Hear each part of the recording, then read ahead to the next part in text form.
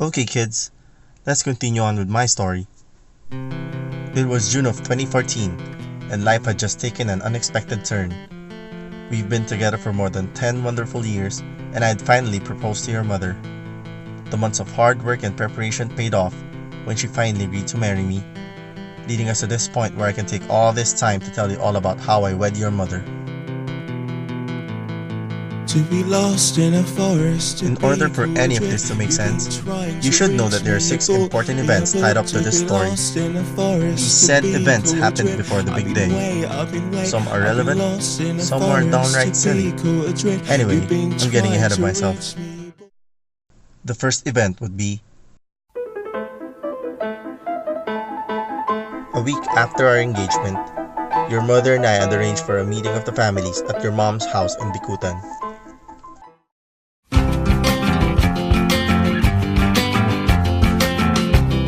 It was a simple dinner hosted by grandparents.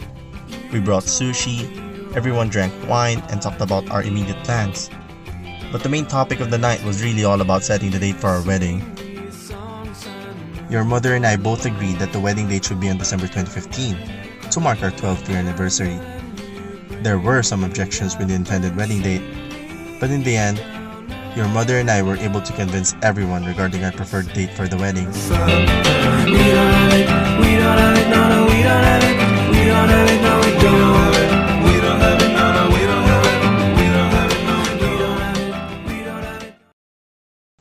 The second event on the list would be that same month. Your mother and I went to St. Benedict Church in Santa Rosa, Laguna to book it as our church venue. I remember my first visit to that church. Back in 2012, your Uncle Nomal invited me and your mom to go visit this workplace in the valley. We went to West Grove afterwards, and that's when I saw this beautiful, majestic-looking white church on the right. I instantly fell in love with it.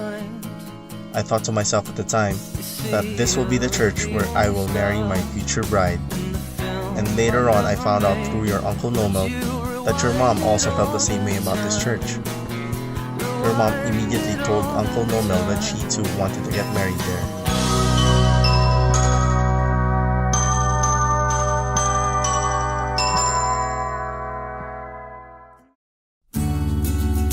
Good time. Going back to my story, we went to the parish office to inquire. The original plan was to have it on our anniversary on the 14th. But since we didn't want to get married on a Monday, we opted for the 12th instead. As it turns out, all the weekends of December were already booked except the 12th. And it's like God had planned this from the beginning and had blessed this date to be our wedding day. It was like divine intervention, and there was no question in our minds that the 12th was the right date to get married.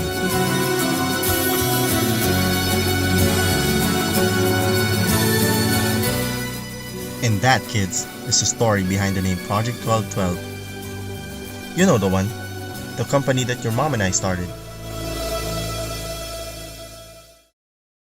Let's move on to the third event.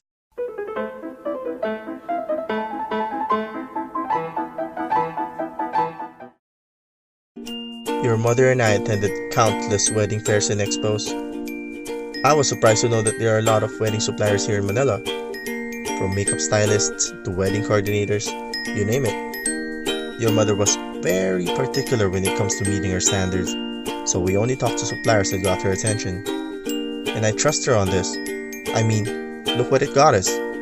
We got to book some of the best names in the wedding industry, plus we got to book this remarkable reception venue in the valley. I'm very thankful to your mom for that. Kids, your mother and I handled other church requirements as well, one of which is the fourth event.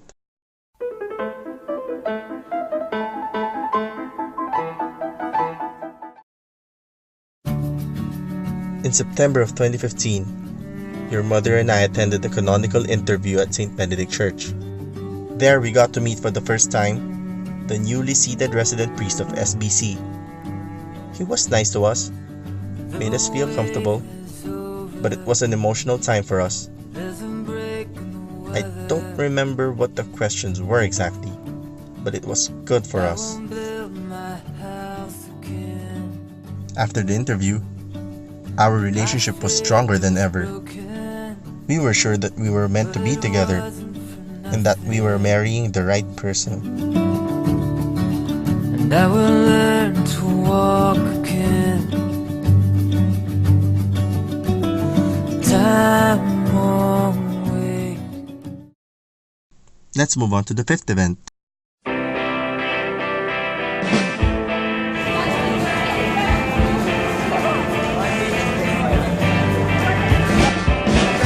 Your mom had numerous bachelorette parties. I remember one of them being hosted by your Aunt Anna, the other by your Aunt Yvette and Uncle Nomo.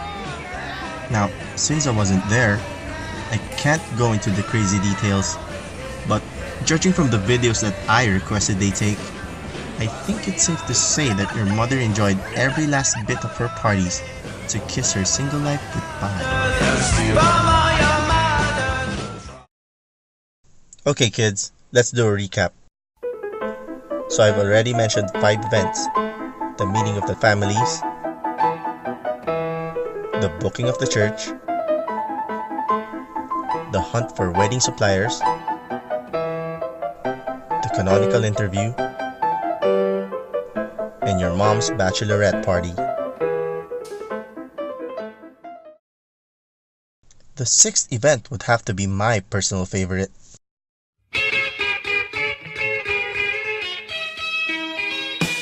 Our party was a simple one compared to your mom's.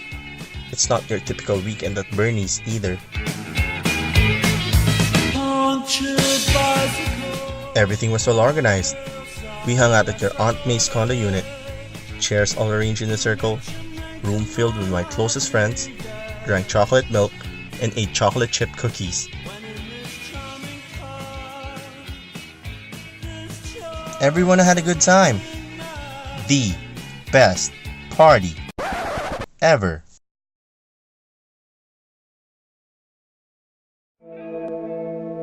Kids, you should know that your mom and I had accomplished a lot during those times as well. There were a lot actually, but you see, all of these events are necessary because without it, I won't have anything to share with you whenever you kids will ask me about how your mom and I had prepared for our wedding. The road was long and winding, and there were days that seemed harder than most. But in the end, we knew that we wanted to spend the rest of our lives together, and that this day was an important part of that. Like I said in the last video, I love your mother very much. My love for her is both sincere and witty, sometimes nonsensical, but an act of love nonetheless. For me, loving her is the best feeling in the world, and I would not logic my way into or out of it. To quote my favorite character, you cannot logic your way when it comes to love. Your mother and I live an amazing life together, and we wanted to start that off with a wedding that both of us would remember for the rest of our lives. And you're dancing, and you're looking kind of crazy, and your arms are making a little... Then came the big day. It's my last day as a single person. I will be a happy groom. I will marry the love of my life. It is a very good day to gather this afternoon to witness as Ian and Denise seal their love for each other with the bond of marriage. Half a mile out, knee deep in, hooked on a dream that is how we begin. Flowers on fire in black and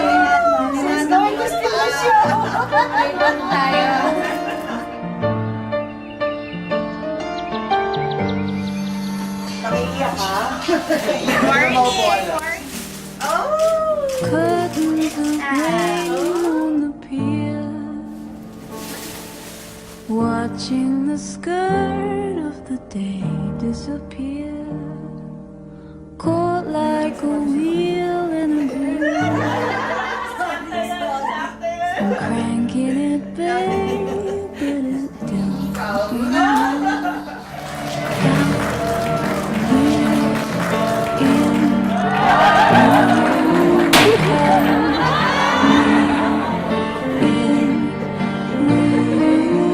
And that love is what we communicate to each other. That love is what we see in the love of Ian to Denise and Denise to Ian. The water is perfectly still,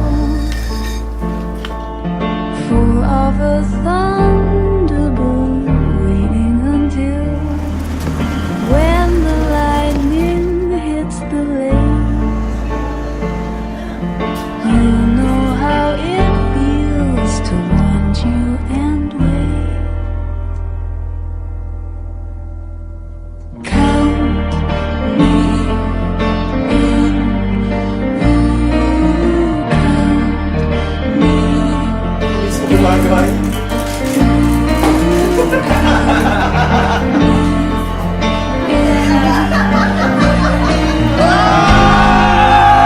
Drunk at that time. Very drunk. That was in 2009. His birthday. Our love is a reflection of God's love for us. This is the sacrament which you, my dear friends, those who have contracted the sacrament of matrimony, and Ian and Denise, who will contract the sacrament today, is all about.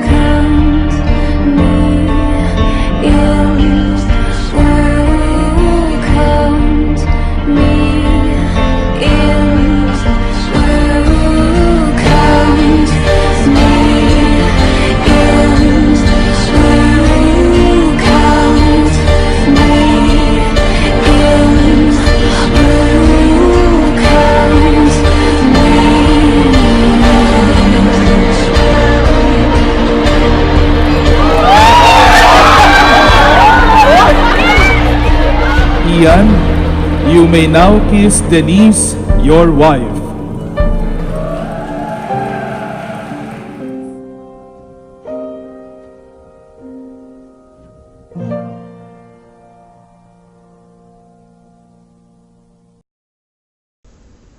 Wait, I almost forgot.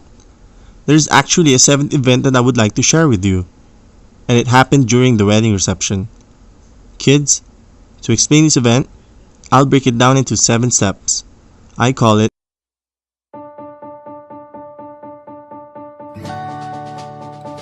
Step 1. Propose to Denise and document the whole thing. Step 2. After the success of the first video, inform Denise that you're making another video and you plan on playing it during the reception. Make sure that she's not aware of the surprise that you've prepared for her at the near end of the wedding function. Step 3. Compose a song and sing it in front of everyone at the reception. Side note, muster all the guts you can get because you will be singing in front of all your families and friends. Other side note, hit the right notes and try not to embarrass yourself. Step 4. You will need help on Step 3. Seek assistance from your wedding suppliers. Ask them to play a familiar tune for Denise. Seek assistance from your wedding band.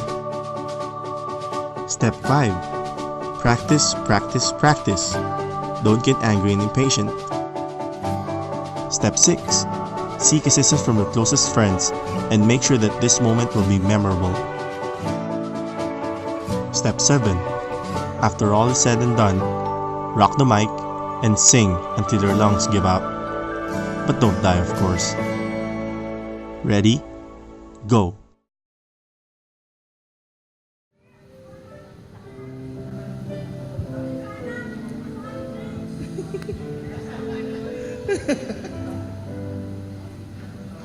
These past few years, when you leave me, darling, it makes me blue. But today, you made me smile by saying I do.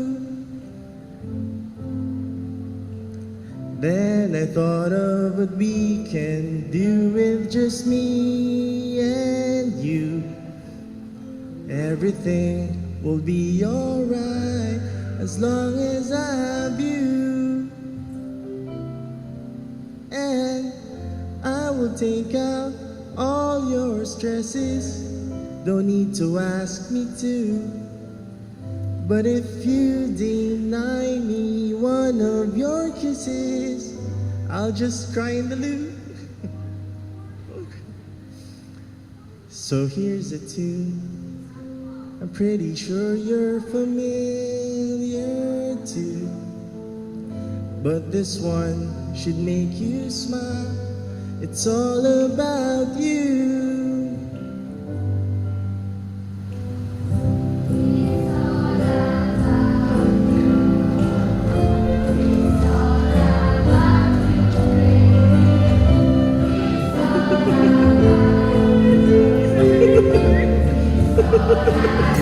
You know,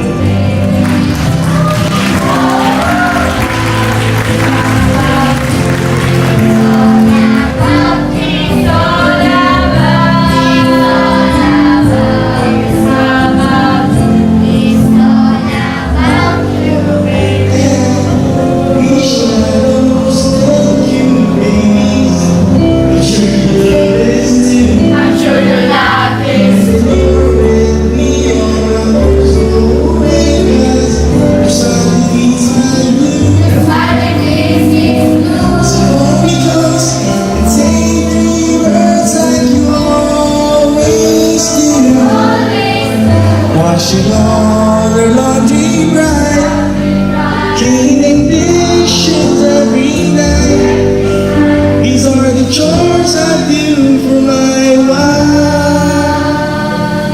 and I will answer all your wishes if you ask me to. But if you deny me one of your kisses, don't know what I do. So everyone, please raise your glasses and champagne flutes. Here's to my